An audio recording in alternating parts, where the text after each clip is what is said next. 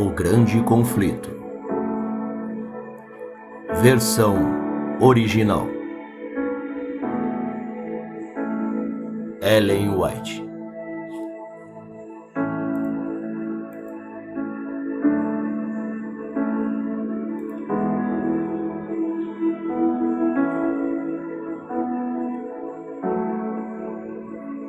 Parte 33. O primeiro grande engano.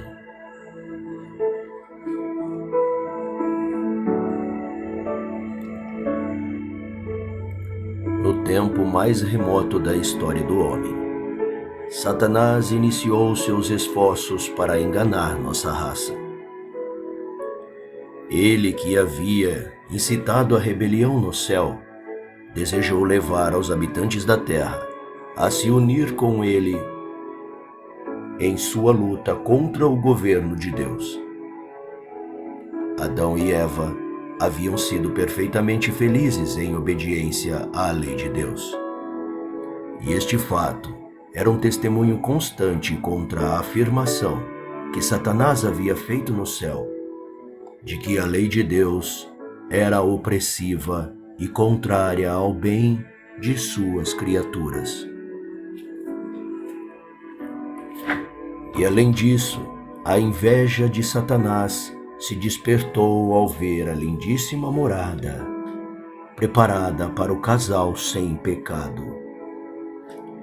Ele se determinou a causar a queda, para que, uma vez tendo-se separado-os de Deus e colocado-os sob seu poder, ele pudesse ganhar posse da terra e estabelecer ali seu reino em oposição ao Altíssimo.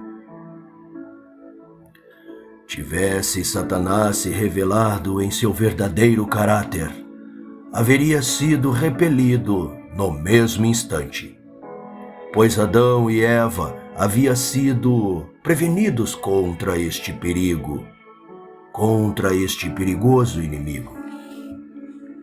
Mas ele trabalhou nas sombras, acobertando seu propósito, para que pudesse mais eficazmente atingir seu objetivo. Empregando a serpente como seu médium, que era então uma criatura fascinante de aparência, ele se dirigia a Eva, dizendo: É assim que Deus disse: não comereis de toda árvore do jardim. Gênesis 3, versículo 1. Houvesse ela recusado entrar em discussão com o tentador, haveria estado segura. Mas ela se aventurou a arrazoar com ele e caiu vítima de seus enganos. É assim que muitos são repetidamente e repentinamente vencidos.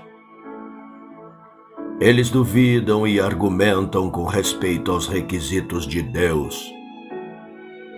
E em lugar de obedecer aos mandamentos divinos, aceitam teorias humanas, as quais nada fazem que acobertar os enganos de Satanás. Respondeu-lhe a mulher: do fruto das árvores do jardim podemos comer, mas do fruto da árvore que está no meio do jardim, disse Deus, dele não comereis, nem tocareis nele, para que não morrais. Então a serpente disse à mulher: é certo que não morrereis, porque Deus sabe que o dia que dele comerdes, se vos abrirão os olhos, e como Deus, sereis conhecedores do bem e do mal. Gênesis 3, versículos 2 a 5.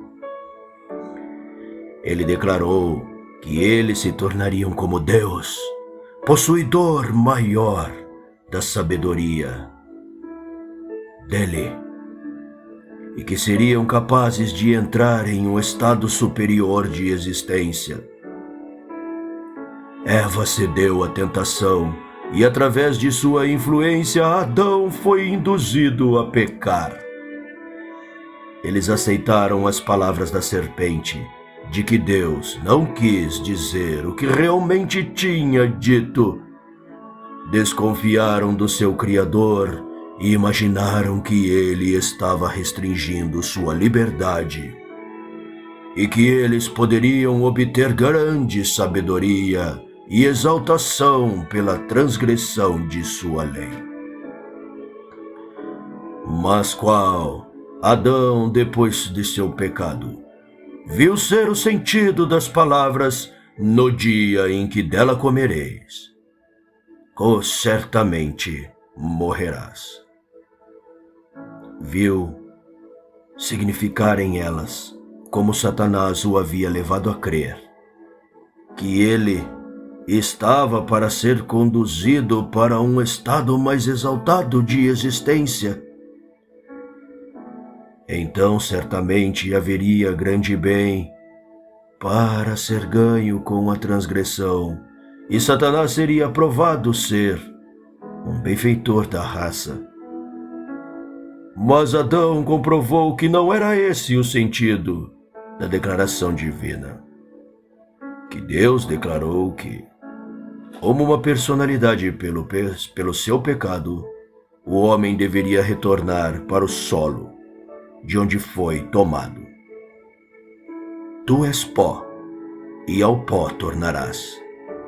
Gênesis 3:19. As palavras de Satanás: vossos olhos serão abertos, provaram ser verdadeiras apenas nesse sentido. Depois que Adão e Eva desobedeceram a Deus, seus olhos foram abertos para discernir sua tolice. Conheceram o mal e provaram o amargo fruto da transgressão. No primeiro Éden, crescia a árvore da vida, cujo fruto tinha o poder de perpetuar a vida. Houvesse Adão permanecido obediente a Deus, teria gozado livre acesso a esta árvore e haveria vivido eternamente. Mas quando pecou, ficou privado de participar da árvore da vida e tornou-se sujeito à morte. A divina sentença: tu és pó, e ao pó tornarás, aponta para a completa extinção da vida.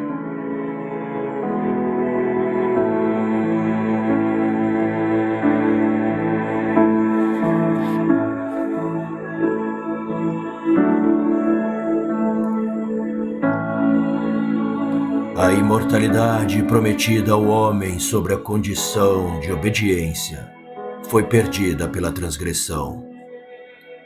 Adão não podia transmitir para a sua posteridade aquilo que não possuía, e não teria havido esperança para a raça caída não tivesse Deus, pelo sacrifício de seu Filho, posto a imortalidade ao seu alcance. Enquanto a morte assim passou a todos os homens, porque todos pecaram, Cristo trouxe a luz, vida e a imortalidade pelo Evangelho. Romanos 5:12, 2 Timóteo 1:10. E somente através de Cristo a imortalidade pode ser obtida. Jesus disse: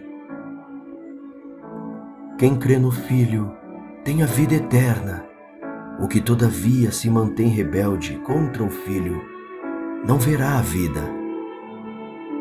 João 3:33. Todo homem pode adquirir esta bênção incomensurável se cumprir com as condições. Todos os que perseverando em fazer o bem, buscam a glória e a honra e a imortalidade, receberão a vida eterna. Romanos 2, 7. O único que prometeu a Adão vida eterna na desobediência foi o grande enganador. E a declaração da serpente a Eva no jardim, certamente não morrereis, foi o primeiro sermão pregado sobre a imortalidade da alma.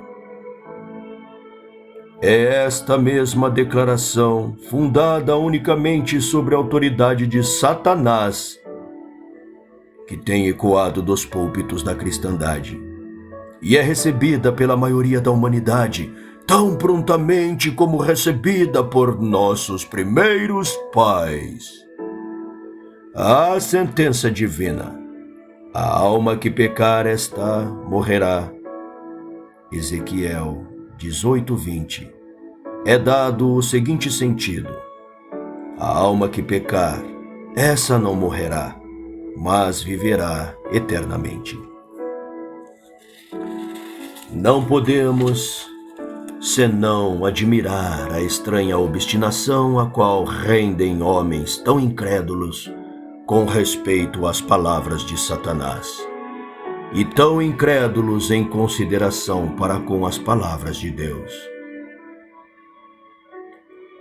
Tivesse o homem, depois da sua queda, tido livre acesso à árvore da vida, haveria vivido para sempre, e assim o pecado haveria sido imortalizado. Mas um querubim e uma espada flamejante guardaram o caminho da árvore da vida. Gênesis 3:24. E nenhum membro da família de Adão tem sido permitido ultrapassar esta barreira e participar do fruto da vida. Por conseguinte, não há nenhum pecador imortal. Mas depois da queda, Satanás ordenou aos seus anjos que fizessem um esforço especial para inculcar a crença na imortalidade natural do homem, e tendo trazido as pessoas a receber este erro, deviam levá-las à conclusão de que o pecador viveria em eterna miséria. Agora o príncipe das trevas, trabalhando através de seus agentes, apresenta Deus como um tirano vingativo, declarando que ele lança no inferno todos aqueles que não lhe agradam, e fá-los-á sentir para sempre os efeitos de sua ira, e que, enquanto eles sofrem inexprimível angústia e se retorcem nas chamas eternas, seu Criador olha para eles com satisfação. Assim o arqui-inimigo reveste com seus próprios atributos o Criador e benfeitor da humanidade. A crueldade é satânica. Deus é amor, e tudo o que ele criou era puro, santo e amável, até que o pecado foi introduzido pelo primeiro grande rebelde. Satanás mesmo é o inimigo que tenta o homem para o pecado, e então o destrói, se o pode. Quando ele se assegura de sua vítima, exulta na ruína que tem causado. Se lhe fosse permitido, aprisionaria toda a raça humana na sua rede. Não fosse pela intervenção do poder divino, nenhum filho ou filha de Adão escapariam. Ele está procurando vencer os homens hoje, como venceu nossos primeiros pais, estremecendo sua confiança no seu Criador, levando-os a duvidar da sabedoria de seu governo e da justiça das suas leis. Satanás e seus emissários representam a Deus como pior que eles mesmos, para justificar sua própria malignidade e rebelião. O grande enganador se esforça por atribuir sua própria horrível crueldade de caráter sobre nosso Pai Celestial, para que Ele possa fazer com que Ele mesmo apareça como o único grande prejudicado pela sua expulsão do céu, porque Ele não se submeteria a tão injusto governo. Apresenta ao mundo a liberdade que podem gozar sob o seu terno governo, em contraste com a escravidão imposta pelos severos decretos de Jeová. Assim, ele é bem-sucedido em desviar as almas de sua aliança para com Deus. Quão repugnante a todo sentimento de amor e de misericórdia, e até ao nosso sentimento de justiça, é a doutrina segundo a qual, depois da morte, os ímpios mortos são atormentados com fogo e enxofre num inferno que arde eternamente, que pelos pecados de uma curta vida terreal devem sofrer tormentos por tanto tempo quanto viva Deus. Não obstante, esta doutrina tem sido amplamente ensinada, em geral, e se encontra ainda incorporada em muitos dos credos da cristandade. Diz-se um instruído doutor em divindade, abre aspas, o espetáculo dos tormentos do inferno aumentará para sempre a alegria dos santos, quando virem outros seres da mesma natureza que eles, e que nasceram nas mesmas circunstâncias mergulhados em tal miséria, enquanto eles estejam tão diferente situação, sentirão em maior grau o gozo de sua felicidade. Fecha aspas.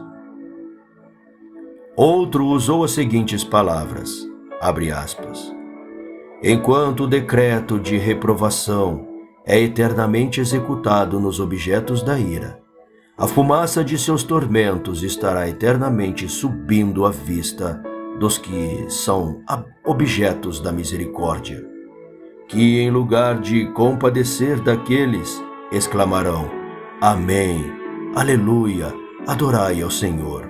Fecha aspas. Onde nas páginas da Palavra de Deus pode semelhante ensinamento ser encontrado? Irão os remidos do céu estar destituídos de todos os sentimentos de piedade e compaixão, e mesmo de uma leve mostra de humanidade. Porventura, serão substituídos esses sentimentos pela indiferença do insensível ou a crueldade do bárbaro? Não, não! Tal não é o entendimento do livro de Deus. Aqueles que apresentam as opiniões expressas anteriormente podem ser homens instruídos e mesmo honestos, mas estão eles enganados pelo sofisma de Satanás. Ele os conduz a descaracterizar expressões claras das Sagradas Escrituras, dando à linguagem o colorido de amargura e malignidade que pertencem a ele mesmo, mas não ao Criador.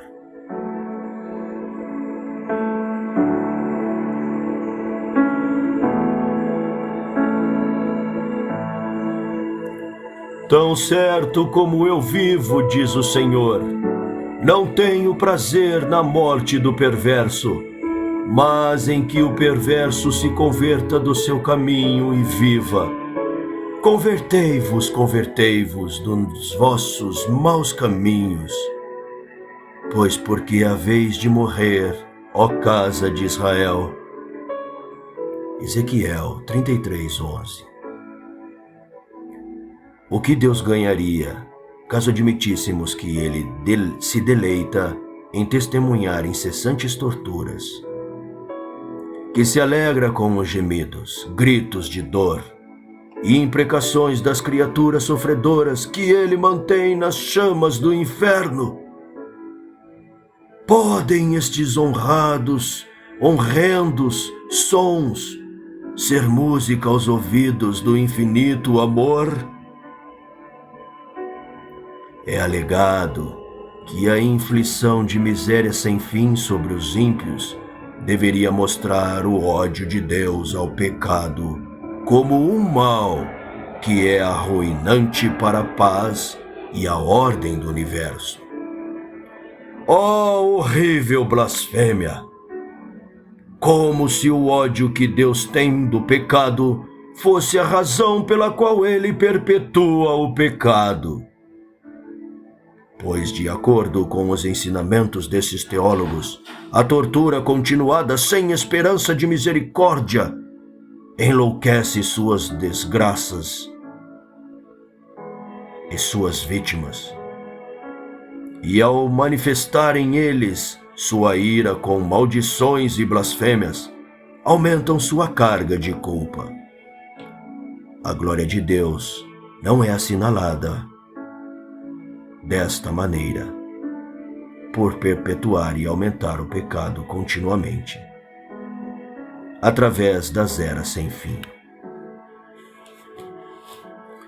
Está além do poder da mente humana estimar o mal que tem sido forjado pela heresia do tormento eterno.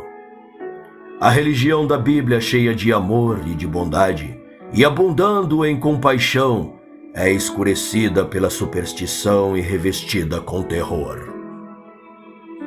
Quando nós consideramos quantas falsas cores Satanás pintou o caráter de Deus, podemos admirarmos que nosso misericordioso Criador seja descrito, temido e mesmo odiado. As chocantes ideias com respeito a Deus, as quais têm sido propagadas sobre o mundo a partir dos ensinamentos do púlpito, têm feito milhares, mas milhões de céticos e infiéis. A teoria do tormento eterno é uma das falsas doutrinas que constitui o vinho das abominações de Babilônia, o qual ela dá de beber a todas as nações. Apocalipse 14:8 e 17:2. Que ministros de Cristo possam ter aceitado esta heresia e proclamando-o do púlpito sagrado é verdadeiramente um mistério. Eles a recebem de Roma, como receberam também o falso sábado. É certo que ela tem sido ensinada por homens importantes e bons, mas a luz neste assunto não lhes havia sido dada, como tem sido a nós.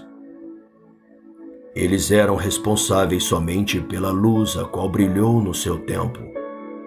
Nós temos que responder por aquela que brilha em nosso dia.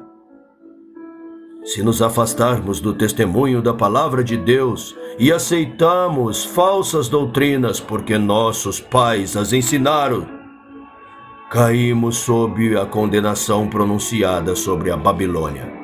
Estamos bebendo do vinho de suas abominações. Uma grande classe para os quais a doutrina do tormento eterno é revoltante são dirigidos para o erro oposto.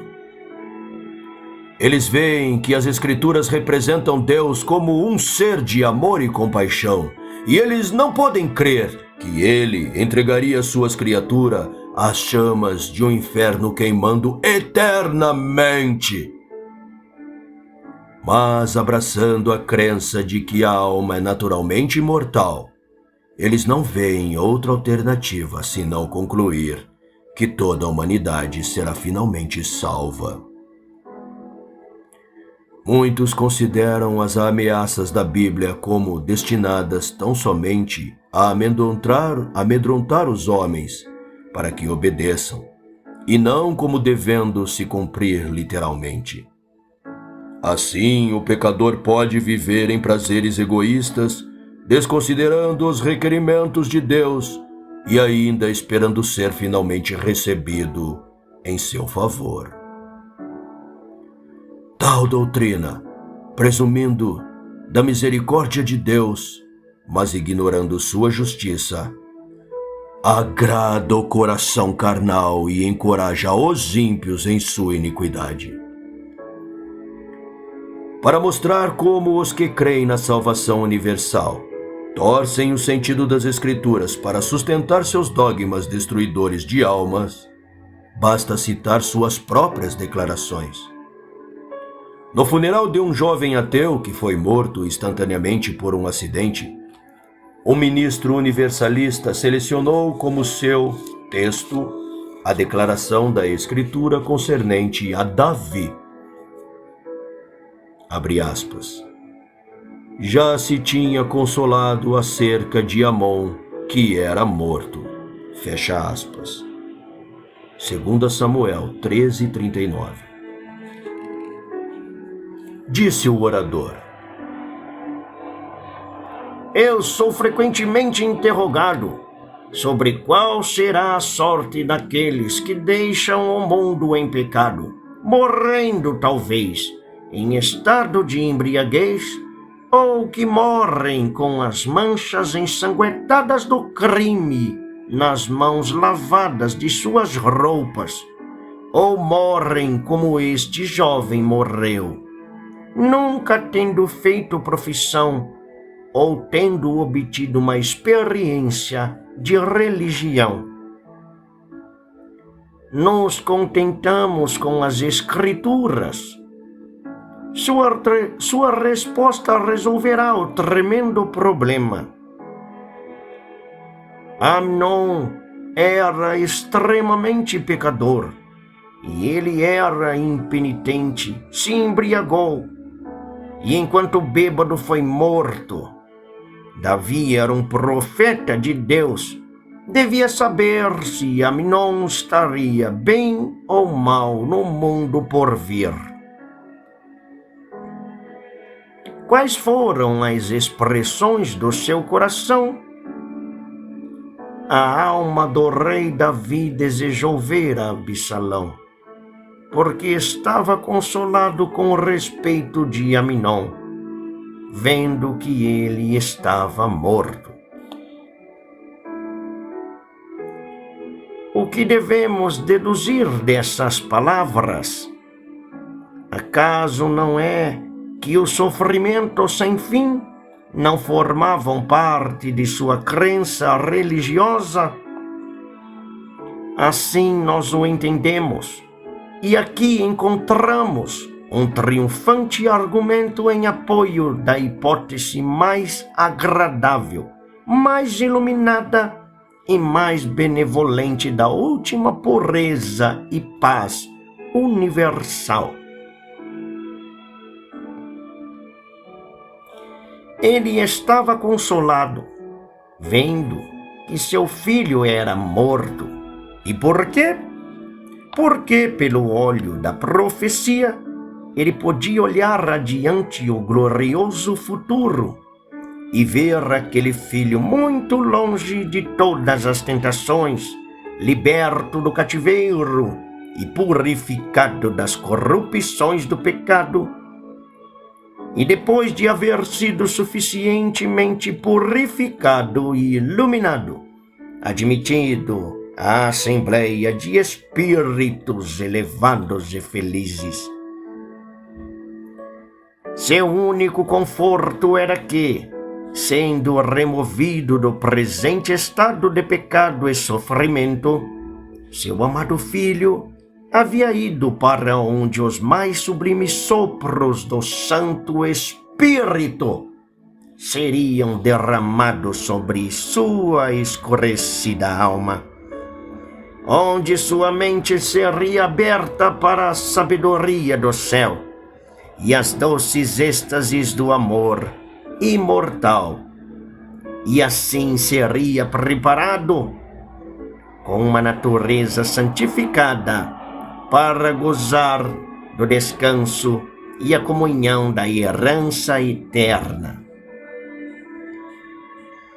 Nestes pensamentos, nós somos. Damos a entender que cremos que a salvação do céu não depende em nada do que possamos fazer nessa vida, nem de uma mudança atual de coração, nem de uma crença atual ou uma profissão atual de religião.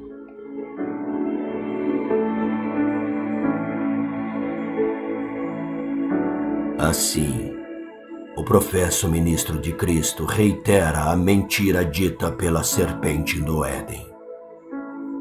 É certo que não morrereis.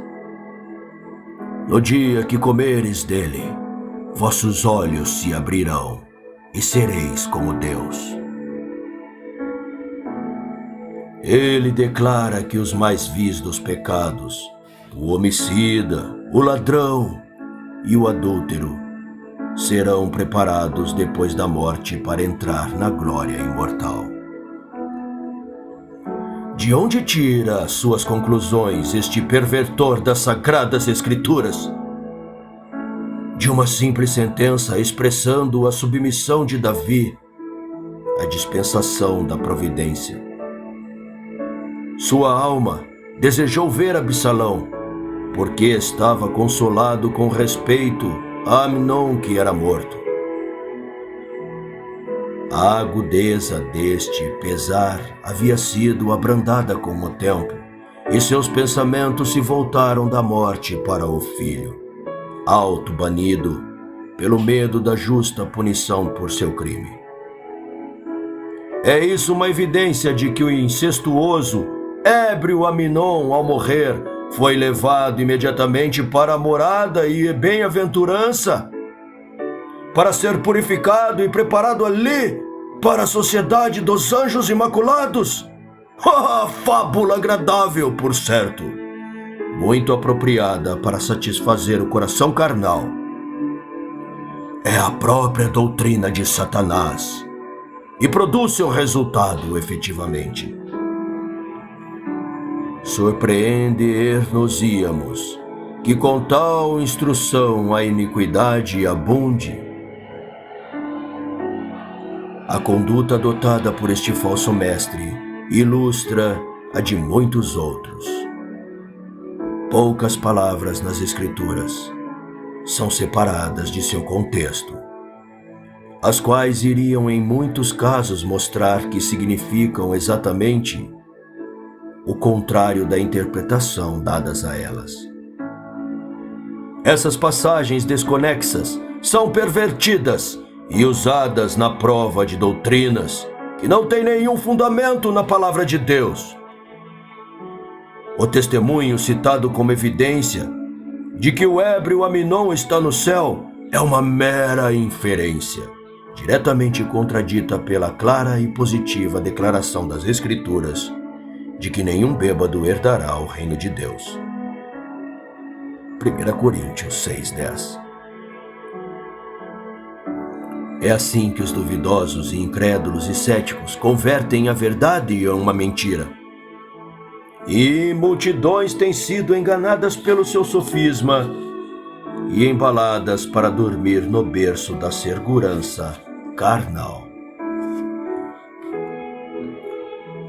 Se fosse verdade que as almas de todos os homens passassem diretamente para o céu na hora da morte, então bem poderíamos anelá-la ao invés da vida.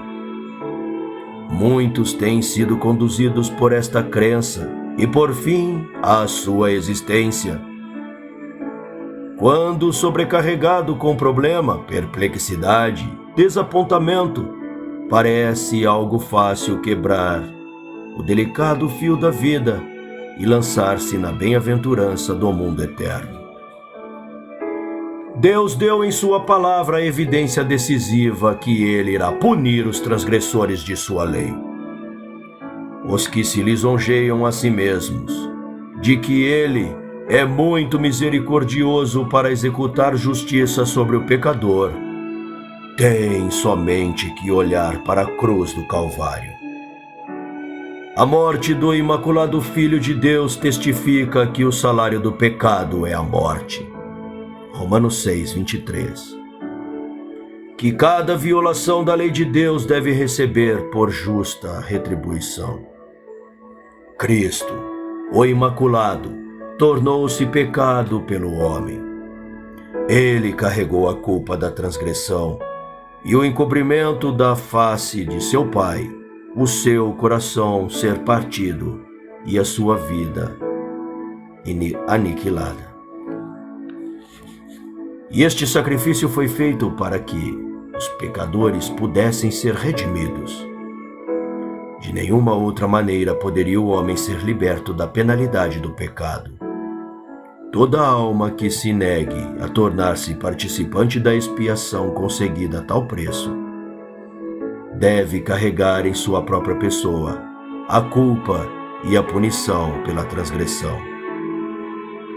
Permita-nos considerar o que a Bíblia ensina concernente aos ímpios e impenitentes, os quais os universalistas localizam no céu como anjos santos e felizes.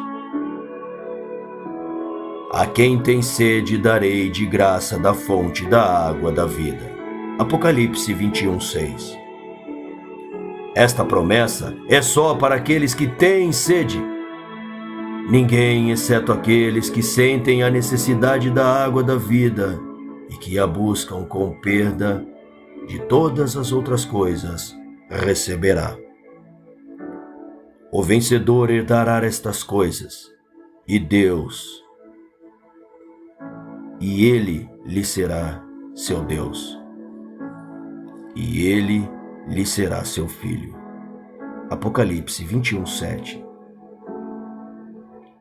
Aqui também as condições são especificadas. Para herdar todas as coisas, devemos resistir ao pecado e vencê-lo. O Senhor declara pelo seu profeta Isaías: Dizei aos justos que bem lhes irá. Ai dos ímpios, mal lhes irá, porque segundo as obras de suas mãos lhes será pago. Isaías 3, versículos 10 e 11. Ainda que o pecador faça mal 100 vezes, diz o sábio, e os dias lhe prolonguem, eu sei com certeza que bem sucede aos que temem a Deus, mas o perverso não irá bem. Eclesiastes, capítulo 8, versículos 12 e 13. E Paulo testifica que o pecador está entesourado para si. Ira para o dia da ira e da revelação do justo juízo de Deus, o qual recompensará a cada um conforme suas obras. Tribulação e angústia virão sobre toda a alma e qualquer homem que faz o mal. Romanos 2, 5, 6 e 9. Nenhum incontinente, ou impuro ou avarento, que é idólatra, tem herança no reino de Cristo e de Deus. Efésios 5:5. Segui a paz com todos e a santificação, sem a qual ninguém verá ao Senhor. Hebreus 12:14. Bem-aventurados aqueles que guardam os mandamentos de Deus, para que tenham direito à árvore da vida e possam entrar na cidade através dos portais. Mas fora ficarão os cães, os feiticeiros, os impuros, os homicidas, os idólatras e qualquer que ama e pratica mentira. Apocalipse 22, versículos 14 e 15. Deus deu aos homens uma declaração de seu caráter e de seu método de tratar com o pecado. Senhor, Senhor Deus compassivo, clemente e longânimo, grande em misericórdia e fidelidade, que guarda a misericórdia em 1000 gerações, que perdoa a iniquidade, a transgressão e o pecado, ainda que não inocente o culpado. Êxodo, capítulo 34, versículos 6 e 7. Ele destruirá todos os ímpios. Quanto aos transgressores serão, a uma, destruídos. A descendência dos ímpios será exterminada. Salmos 145, versículos 20 e 37, versículo 38. O poder e a autoridade do governo divino serão empregados para subverter a rebelião, e ainda todas as manifestações de sua justiça retributiva estarão perfeitamente em harmonia com o caráter de Deus, como um ser misericordioso, longânimo e benevolente. Deus não força a vontade nem o juízo de ninguém. Ele não tem prazer em uma obediência escrava. Ele deseja que as criaturas saídas de suas mãos o amem, porque ele é digno de amor. Quer que o obedeçam, porque tem uma apreciação inteligente de sua sabedoria, justiça e benevolência. E todos os que têm uma justa concepção destas qualidades o amarão, porque são atraídos a ele pela admiração de seus atributos. Os princípios da bondade, misericórdia e amor, ensinados e exemplificados por nosso Salvador, são uma transcrição da vontade e do caráter de Deus. Cristo declarou que não ensinava nada, exceto aquilo que havia recebido de seu Pai. Os princípios do governo divino estão em harmonia perfeita com o preceito do Salvador. Amai vossos inimigos. Deus executa sua justiça sobre os ímpios, para o bem do universo, e mesmo para o bem daqueles sobre quem recaem seus juízos. Ele os faria felizes, se pudesse fazê-lo de acordo com as leis de seu governo e justiça do seu caráter. Ele os rodeia com os toques do seu amor. Garante a eles um conhecimento de sua lei e os segue com sua oferta de misericórdia. Mas eles desprezam seu amor, anulam sua lei e rejeitam sua misericórdia. Enquanto estão continuamente recebendo seus dons, eles desonram o doador. Eles odeiam a Deus, porque eles sabem que Ele aborrece seus pecados. O Senhor suporta por muito tempo sua perversidade, mas a hora decisiva chegará ao fim, quando seu destino estiver para ser decidido. Irá então Ele prender estes rebeldes para seu lado? Irá forçá-los a fazer sua vontade? Aqueles que têm escolhido a Satanás como seu líder e têm sido controlados pelo seu poder, não estão preparados para entrar na presença de Deus. Orgulho, engano, licenciosidade, crueldade se arraigaram em seu caráter. Podem eles entrar no céu para morar eternamente com aqueles a quem desprezaram e odiaram na terra. A verdade nunca será agradável para o mentiroso. A mansidão não satisfará a vaidade e o orgulho. A pureza não é aceitável para o corrupto. O amor desinteressado não se aparece atrativo para o egoísta. Que sorte de alegrias poderia o céu oferecer aos que estão completamente absorvidos nos interesses egoístas da terra? Poderiam aqueles cujas vidas têm sido gastas em rebelião contra Deus ser abruptamente transportados para o céu e testemunhar o ato e santo estado de perfeição que existe lá? Cada alma cheia com amor, cada semelhante radiante de alegria e extasiante música em acordes melodiosos elevando-se em honra a Deus e ao Cordeiro, e aos incessantes raios de luz fluindo sobre os redimidos, da face daquele que senta-se sobre o trono. Poderiam aqueles cujos corações estão cheios com o ódio de Deus, da verdade e santidade, mesclar-se com a multidão celestial e unir-se aos seus sons de louvor? Poderiam eles suportar a glória de Deus e do Cordeiro? Oh, não, não. Anos de prova lhes foram concedidos para que pudessem formar caráter para o céu. Mas eles nunca treinaram a mente. Nunca treinaram a amar a pureza. Nunca aprenderam a linguagem do céu.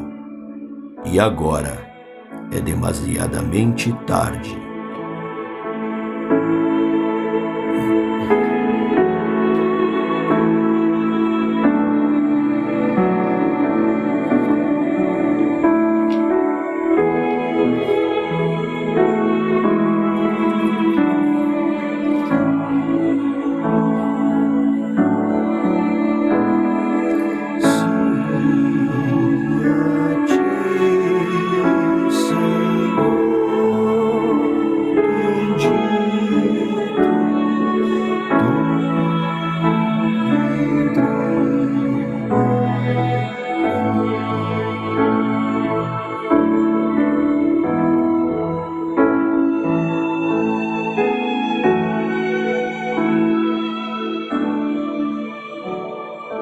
Uma vida de rebelião contra Deus os inabilitou para o céu. Sua pureza, a santidade e paz seriam uma tortura para eles, e a glória de Deus lhes seria um fogo consumidor. Eles iriam ansiar fugir daquele santo lugar. Eles receberiam de bom grado a destruição, para que pudessem ser escondidos da face daquele que morrera para redimi-los. O destino dos ímpios é determinado por sua própria escolha. Sua exclusão do céu é um ato de sua vontade própria e de justiça e misericórdia da parte de Deus. Como as águas do dilúvio, as chamas do grande dia proclamarão o veredicto de Deus de que os ímpios são incuráveis. Eles não têm nenhuma disposição de submeter-se à autoridade divina. Eles têm sido exercitados na revolta, e quando a vida está finalizada, é demasiado tarde para desviar a corrente de seus pensamentos na direção oposta. Demasiado tarde para volver da transgressão para a obediência, do ódio para o amor. Ao poupar a vida de Caim, o homicida, Deus deu ao homem um exemplo de qual seria o resultado de permitir ao pecador continuar vivendo uma vida de decadência e iniquidade. Através da influência do ensino e exemplo de Caim, multidões de seus descendentes foram arrastados ao pecado, até que a maldade do homem se havia multiplicado sobre a terra e que era continuamente mau todo o desígnio de seu coração. A terra estava corrompida à vista de Deus e cheia de violência. Gênesis, capítulo 6, versículos 5 e 11. Em misericórdia para com o mundo, Deus varreu seus ímpios habitantes no tempo de Noé. Em misericórdia, ele destruiu os corruptos habitantes de Sodoma. Através do poder enganador de Satanás, os obreiros da iniquidade obtêm simpatia e admiração, e estão assim constantemente arrastando a outros para a rebelião. Foi assim nos dias de Caim e de Noé, e no tempo de Abraão e Ló, e assim é em nosso tempo. É em misericórdia para com o universo que Deus irá finalmente destruir os rejeitadores de sua graça. Porque o salário do pecado é a morte, mas o dom gratuito de Deus é a vida eterna em Cristo Jesus, nosso Senhor. Romanos 6:23. Enquanto a vida é a herança dos justos, a morte é a porção dos ímpios. Moisés declarou a Israel: Vê que proponho hoje a vida e o bem, a morte e o mal. Deuteronômio 30:15. A morte a qual se refere estas escrituras não é aquela pronunciada sobre Adão, pois toda a humanidade sofre a penalidade de sua transgressão. Ela é a segunda morte, que é posta em contraste com a vida eterna. Em consequência do pecado de Adão, a morte passou a toda a raça humana. Todos descem igualmente à tumba.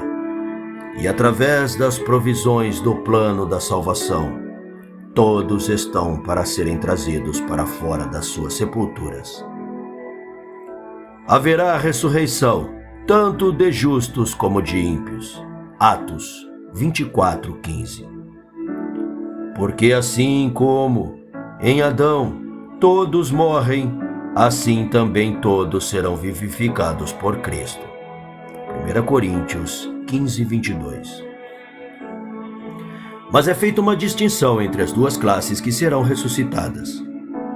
Todos os que se acham nos túmulos ouvirão sua voz e sairão, e os que tiverem feito o bem, para a ressurreição da vida, e os que tiverem praticado o mal, para a ressurreição do juízo.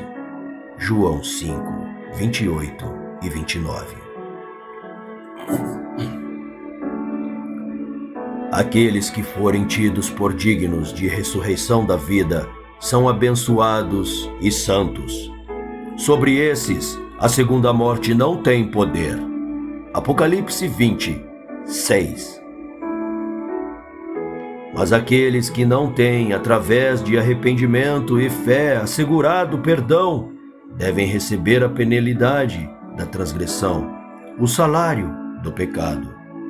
Eles sofrerão punição variando em duração e intensidade, de acordo com as suas obras, mas terminando finalmente na segunda morte.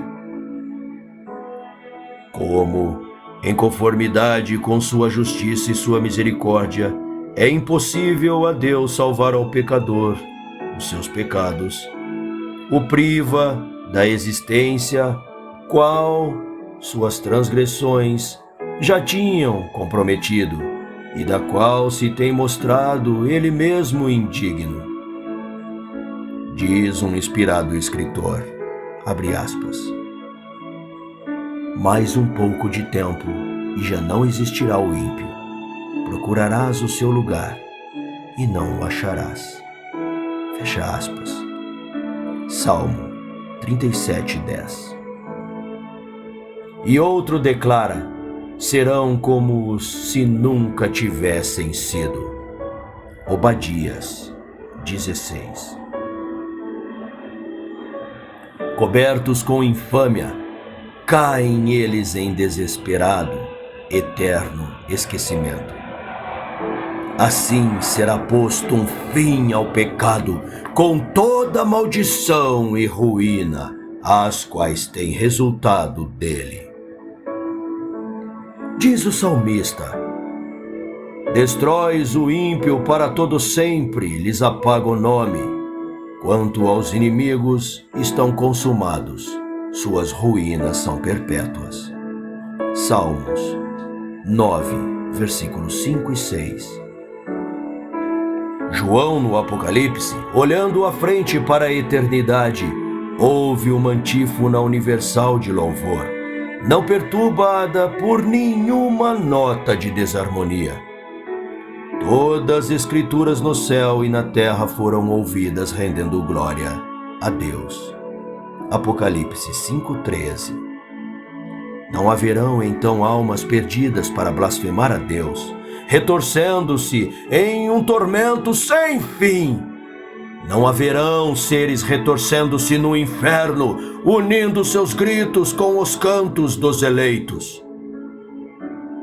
Sobre o erro fundamental da imortalidade natural, repousa a doutrina da consciência na morte.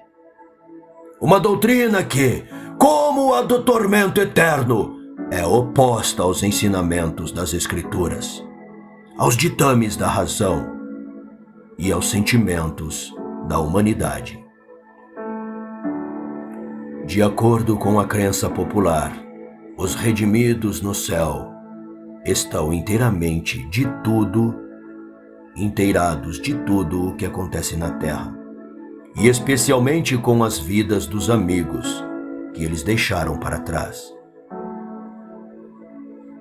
Mas como poderia ser uma fonte de alegria para os mortos o ter conhecimento das aflições e angústias dos vivos, para testemunhar os pecados cometidos seus próprios queridos e vê-los suportar todos os sofrimentos, desapontamentos e angústias da vida? Quanto das bênçãos do céu seria aproveitado por aqueles que estariam pairando sobre seus amigos na terra? E quão absolutamente revoltante é a crença de que assim que o sopro deixa o corpo, a alma do impenitente é lançada nas chamas do inferno. Em que abismos de angústia devem ser mergulhados aqueles que veem seus amigos passando para a sepultura desesperados, despreparados, para entrar para uma eternidade de maldição e pecado. Muitos têm sido arrastados à loucura por este atormentante pensamento. O que dizem as Escrituras concernente a estas coisas? Davi declara que o homem não é consciente na morte. Sai-lhes o espírito e eles tornam ao pó. Neste mesmo dia perecem todos os seus desígnios. Salmo 146, 4. Salomão dá o testemunho igual. Porque os que vivem sabem que hão de morrer, mas os mortos não sabem coisa nenhuma. O amor, ódio e inveja para eles já pereceram. Para sempre não têm eles parte em coisa alguma do que se faz debaixo do sol. Para onde tu vais não há obra, nem projetos, nem conhecimento, nem sabedoria alguma. Eclesiastes, capítulo 9, versículos 5, 6 e 10. Quando, em resposta à sua oração, a vida de Ezequias foi prolongada por 15 anos, o agradecido rei rendeu a Deus um tributo de louvor por sua grande misericórdia. Em seu canto, ele conta a razão pela qual, assim, ele se regozijava. Abre aspas. A sepultura não pode te louvar, nem a morte glorificar-te. Não esperam em tua fidelidade os que descem à cova. Os vivos, somente os vivos, estes te louvam, como hoje eu o faço. Fecha aspas. Isaías, capítulo 38, versículos 18 e 19.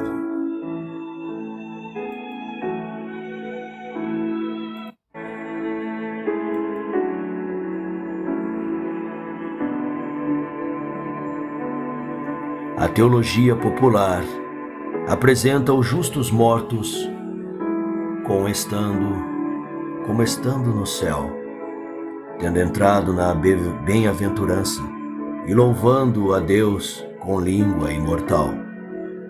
Mas Ezequias não podia ver tal gloriosa perspectiva na morte. Suas palavras concordam com o testemunho do salmista. Pois na morte não há recompensa de ti, no sepulcro quem te dará louvor? Salmo 6:5. Os mortos não louvam ao Senhor, nem os que descem à região do silêncio. Salmo 115:17. Pedro, no dia de Pentecostes, declarou que o patriarca Davi morreu e foi sepultado, e seu túmulo permanece entre nós até hoje. Porque Davi não subiu aos céus. Atos, capítulo 2, versículo 29 e 34. O fato de que Davi permanecerá no sepulcro até o dia da ressurreição prova que os justos não vão para o céu quando morrem. É somente através da ressurreição e em virtude do fato de que Cristo ressuscitou que Davi poderá afinal sentar-se à mão direita de Deus. E Paulo disse: porque se os mortos não ressuscitam, também Cristo não ressuscitou. E se Cristo não ressuscitou, é vã a vossa fé, e ainda permaneceis em vossos pecados. E ainda mais, os que dormiram em Cristo estão perdidos. 1 Coríntios capítulo 15, versículos 16 a 18. Se por 4.000 anos os justos, ao morrer, houvessem ido diretamente para o céu, como Paulo poderia ter dito que se não há ressurreição, também os que dormiram em Cristo estão perdidos? Não haveria necessidade de ressurreição.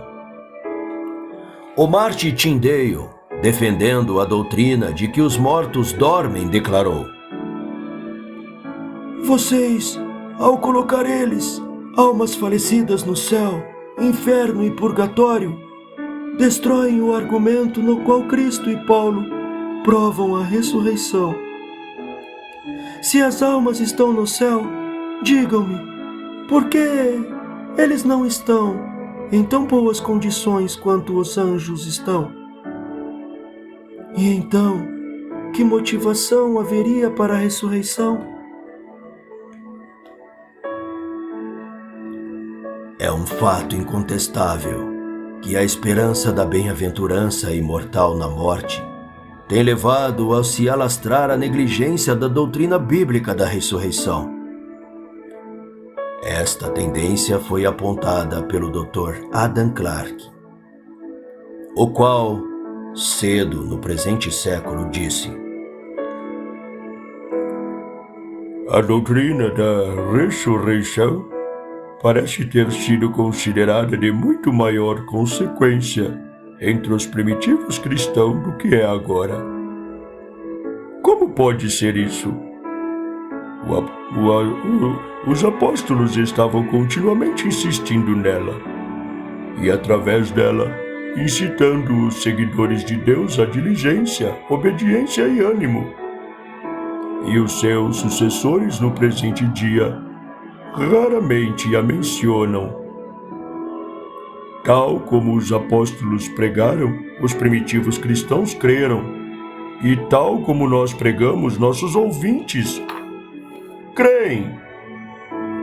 Não há doutrina no Evangelho que seja mais importante, e não há uma doutrina no presente sistema de pregação que seja tratada com mais desprezo.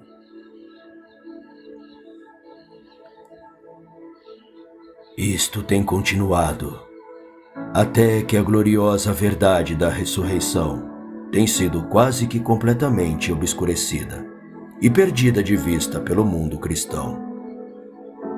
Assim, um reconhecido escritor religioso, comentando as palavras de Paulo em 1 Tessalonicenses 4, de 13 a 18, diz: para que todos os fins práticos de consolo, a doutrina da bendita imortalidade dos justos toma para nós o lugar de qualquer duvidosa doutrina da segunda vinda do Senhor. Quando morremos, o Senhor vem a nós. Isto é o que temos de esperar e para o que devemos estar vigilantes. Os mortos já têm entrado na glória. Eles não esperam pela trombeta, para receber seu julgamento e bem-aventurança. Quando Jesus estava a ponto de deixar os seus discípulos, não lhes disse que iria logo se reunir com ele. Vou preparar-vos lugar, ele disse. E quando eu for e vos preparar lugar, voltarei e vos receberei para mim mesmo. João 14, versículos 2 e 3. Paulo nos diz posteriormente que o Senhor mesmo, dada a sua palavra de ordem, ouvida a voz do arcanjo e ressoada a trombeta de Deus, descerá dos céus, e os mortos em Cristo ressuscitarão primeiro. Depois nós, os vivos, os que ficamos, seremos arrebatados juntamente com eles, entre nuvens, para o encontro com o Senhor nos ares. E assim estaremos para sempre com o Senhor. E acrescenta: consolai-vos, pois, uns aos outros com estas palavras. 1 Tessalonicenses, capítulo 4, versículos 16 a 18.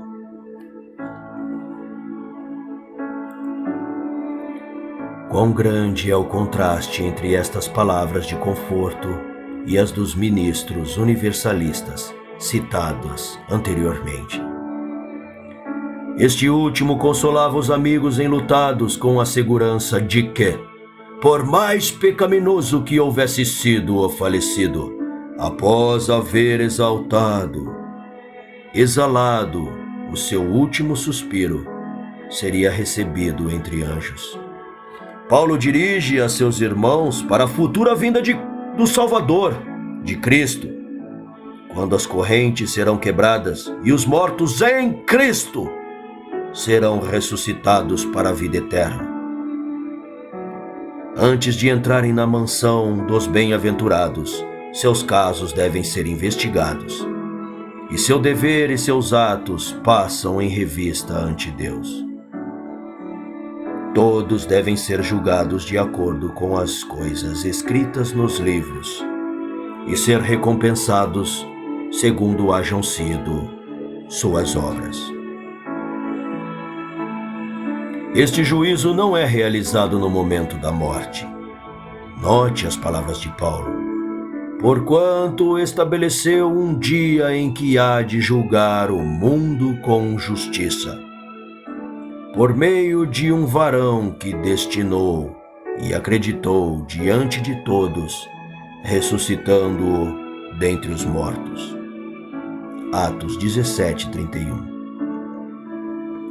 Aqui o apóstolo claramente declarou que um tempo específico, portanto o futuro, foi estabelecido para o julgamento do mundo. Judas se refere àquele mesmo período. E os anjos que não guardaram seu estado original, mas abandonaram seu próprio domicílio, ele tem guardado sob trevas, em algemas eternas, para o juízo do grande dia. E novamente ele cita as palavras de Enoque. Eis que veio o Senhor entre as santas miríades para exercer juízo contra todos.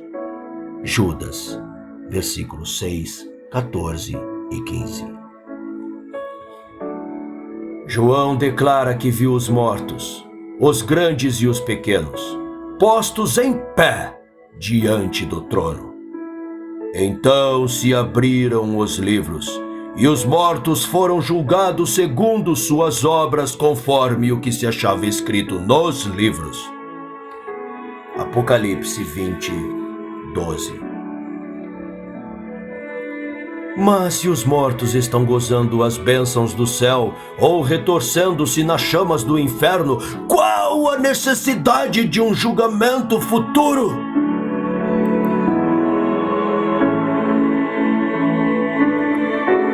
Os ensinamentos da palavra de Deus com relação a estes importantes pontos não são obscuros nem contraditórios. Eles podem ser entendidos por mentes comuns. Mas que mente justa pode ver sabedoria ou justiça na teoria corrente. Irão os justos, após a investigação dos seus casos no julgamento, receber a comenda: muito bem, servo bom e fiel, entra no gozo do seu Senhor, de Mateus 25, 21.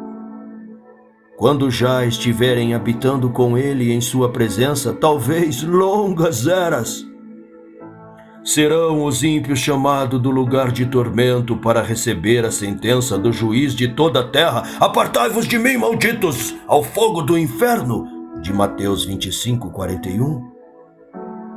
Oh, cerimoniosa zombaria, vergonhosa ofensa à sabedoria e justiça de Deus.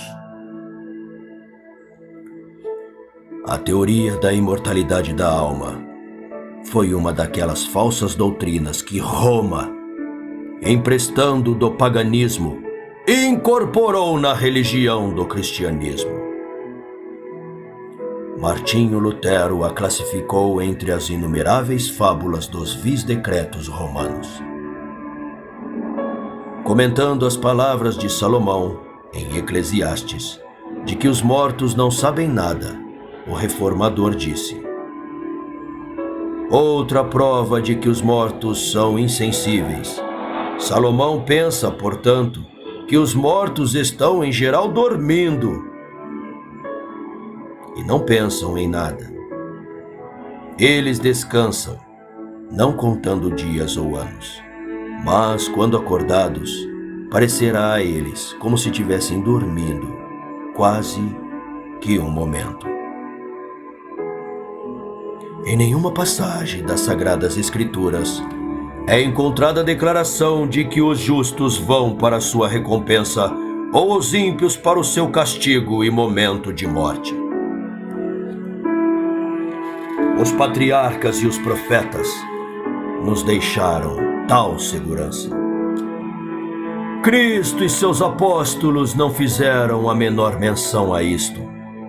A Bíblia ensina claramente que os mortos não vão imediatamente para o céu. Eles são representados como estando dormindo até o dia da ressurreição. 1 Tessalonicenses 4,14, Jó 14, de 10 a 12. No mesmo dia em que o fio da prata é rompido e despedaçado o copo de ouro, Eclesiastes 12:6, perecem os pensamentos dos homens. Os que descem à tumba estão em silêncio, nada sabem do que se faz debaixo do sol. Jó 14, 21. Bendito descanso para os justos cansados. O tempo, seja ele longo ou curto, é nada mais do que um momento para eles. Eles dormem e são acordados pela trombeta de Deus para uma gloriosa imortalidade. A trombeta soará, os mortos ressuscitarão incorruptíveis, e quando este corpo corruptível se revestir de incorruptibilidade, é que o mortal se revestir de imortalidade, então se cumprirá a palavra que está escrita: tragada foi a morte pela vitória. 1 Coríntios 15, 52 a 54. No momento em que se forem despertados de seu profundo sono, retomarão o curso de seus pensamentos, justamente onde foi interrompido. A última sensação foi a angústia da morte. O último pensamento era de que estavam caindo sob o poder da sepultura. Quando se levantam da tumba, seu primeiro alegre pensamento será ecoado em clamor triunfal: onde está, ó morte, a tua vitória? Onde está, ó morte, o teu arguilhão? 1 Coríntios 15, 55.